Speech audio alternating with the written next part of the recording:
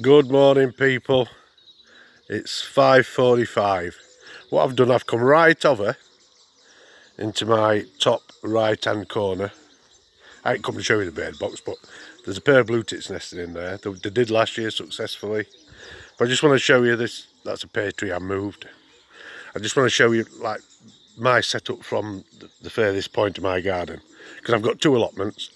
This one is just gardened. It's got my summer house in it, which is the kettle's on. The dogs are just eating a sausage from yesterday. So that's the manure heaps, which I put the pigeon poo in, and then I go get some horse poo, grass cuttings, peelings, whatever goes in there, so it all goes together. And then that's my big greenhouse, like I say, summer house, a smaller greenhouse, couple of sheds, stock loft, and then you come round to lofts like that. And then that shed there, when I only had that one garden, that used to be my sitting shed, and that which has now got 6 individual breeding cages in it. So now you've seen, my setup type of thing. This is where we have to garden. We have to do like 70%. So that's just a raised bed full of taters, strawberries, onions. I just want to get across to you that I'm just a normal bloke. Normal. I'm not trying to make out I'm the top kiddie or out like that. Big club high flying. Really is going to take a lot of women. I've had a second in it already from the longest young bird race. But it's going to take a lot of winning. And for anybody to win it consistently, you've got to be good. That's an apple tree that's forming into my fence. And for all you who want to laugh, yesterday when I was filming and that cock won't come in, there he is on top of the stock loft aviary. He didn't come in, he had the night out, and it rained, so I'm glad. But just goes to show, do you know what I mean? I'm not pulling any porkies or out like that. That's him. He won't come in, he stayed out. He's on top of there he is. So now, I'm going to let these cocks out first now. He'll fly with them now. You can't mess about with them, do you know what I mean? So I'm going to go in and you can watch the cocks coming out.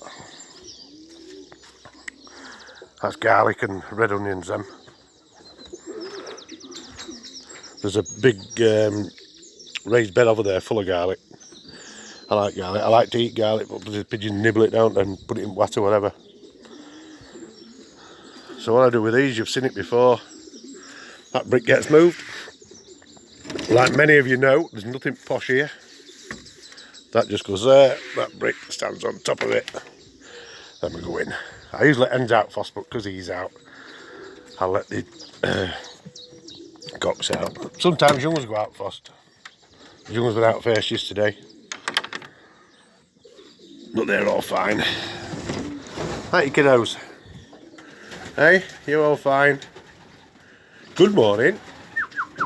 You alright? Hey, you can go out later when I've had these out. There you go. That's my little 4-foot store, as you all know, who's watched any of my videos. The cock section isn't usually left like that. It's only because he was out and I put the trap on. Because I was going to try and get him in, but he wasn't interested, so he stopped out. But it just shows that, people put things on poo. There's a poo. They're alright.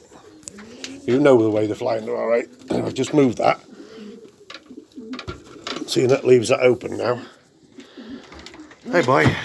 And I click this door back up and it's doing everything with one hand. Because that has to go on a little snake. There, that's it. There we go. Come on boys. The mealy, I call him last out because he's usually last out. See the poo? Bang on. Come on. Good lads. Come on in. There you go. Good lads. Oh, he is. I bet he's going to be last out. Come on. There he is. There's the mealy.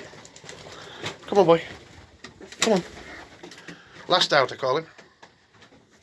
Go on. So that's them out, you see. Then I come in out straight to the boxes. Then I put some food on the floor. The drink is there. And then they'll just come in.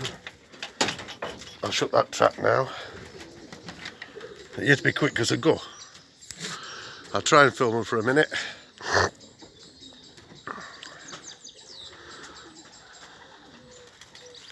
See, the sun's not up. What time is it? 10 to 6 now.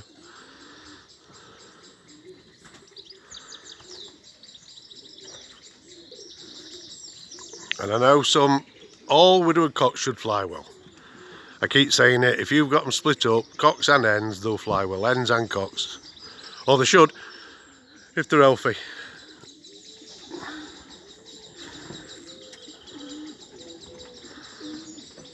I could watch pigeons fly all day, me. Isn't it funny when you've got a love of pigeon in you, that, you know, that's what you do love. Because, you know, getting up and coming down here, it's no hardship to me whatsoever. You know, my kettle's on. You know, these are flying around.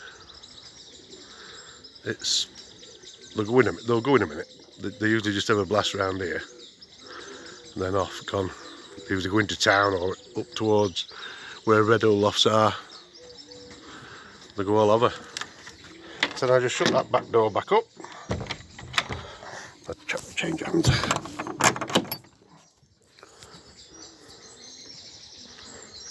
Put the trap back on.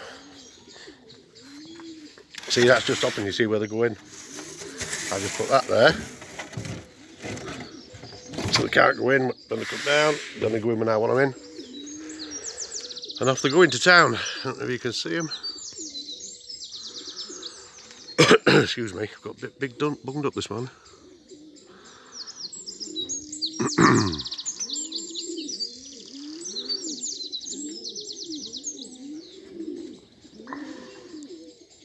Now they're going towards Red Hull now.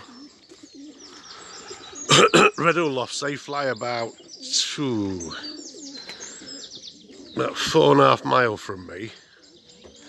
They've got 160 widowed cocks apparently. I mean, Paul run with the other day, they're all right, they talk to you and that, you know, they said in the book when there was the top of the section last year, I think, and they said they're going to win the Midland National within 5 years. I mean, that's a big statement, that is. Do you know what I mean? A big, big statement. You're putting your neck on the line there. Excuse me. But these are going well. I mean, I want everybody to be safe. Do you know what I mean? Pigeon racing is a secondary thing, isn't it? Everybody's got to be safe. But I would have loved to have raced them. Maybe they'll race next year as 2-year-olds, not a problem. If we don't race this year. We're lucky with NEPC because we've already voted it in that we can fly any age. Do you know what I mean? So we're lucky in that way. And if we do only can race young birds, we can send old birds in. Whether the transporters, because we've got a transport and a trailer, whether we'd have the birdage capacity, I don't know. But it's like any organisation, once we get the go-ahead, they could race young birds midweek, old birds weekend, or vice versa. Do you know what I mean? There's plenty of ways of doing it if people want to race, but then you just put in... Do you know what? I've just noticed that bloody cock ain't gone up. It's set there out the way. They're up there, giving it all. I'll have to zoom on him, there. And he's sat there. So he's now going to get the brush. Well, a bit of drain pipe. You bugger. You bugger. Get up. He's got up. They're over there. Right, so like I said, with this YouTube channel, because it is there, I did look. And I had 25 subscribers, thank you very much, loads of views. It'll be better if we get racing. Because like I say, I'll do day by day blow of what I do. Win or lose, it'll be all down for everybody to see. I mean, we'll have some good racing. I'll put live videos on when they're coming home, you know, a bit of crack. I'll probably get some bad traps and people will be laughing, but I'm not bothered. You know, I'm in pigeon racing for the enjoyment, me. You know what I mean? And if we can all have a bit of crack together along the way, that'd be brilliant. Do you know what I mean? So I'll shut this one and then I'll think of a subject like I say, I've got to do young ones anyway. I've got to vaccinate the young ones, so I'm going to have to cut the toe off a sock and get ready for that. So in the meantime, the fire's on for dogs. Look, they've got the fire on, and I've got the kettle on. Okay, I'll speak to you all later. Ta-da.